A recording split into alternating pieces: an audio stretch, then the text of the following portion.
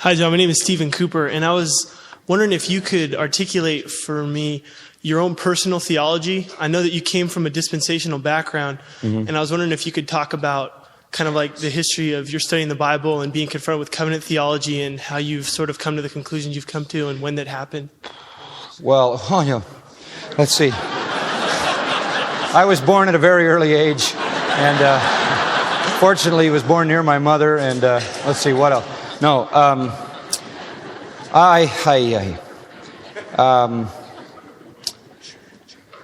I was raised in a dispensational environment. There's no question.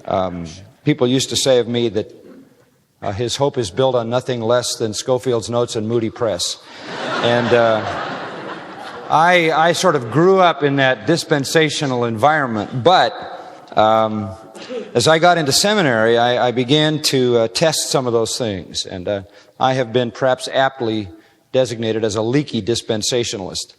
Or the Reformed people who want to claim me as Reformed say I'm reformed but confused. But here's my dispensationalism, okay? I'll give it to you in one sentence. There's a difference between the church and Israel, period. If you understand that, you understand the essence of what I believe is a legitimate biblical dispensationalism. That permits a kingdom, that demands a kingdom, and that makes you premillennial. Because if you believe there's a distinction between Israel and the church, then the church is not Israel. And if the church is not Israel, the promises of a kingdom to Israel have to come to pass, and that's why you have to have a kingdom.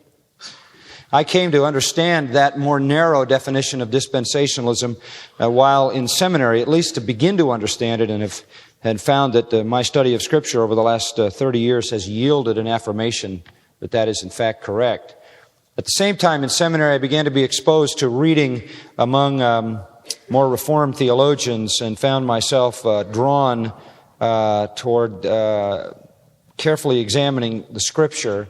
And over the years of exegeting the Scripture, now 25 years here, it has again yielded to me a Reformed theology. But it is the byproduct of exegesis. I've always said a man has no right to claim a theology if he's not an exegete, because how can you know what the whole is if you can't interpret the parts? So it's been a process. I was convinced of it when I started, and I'm more convinced of it now as I've gone through the text. I was convinced of it when I started because I read so many noble men who held that view. It was more at that point hero worship, and now it's become my own.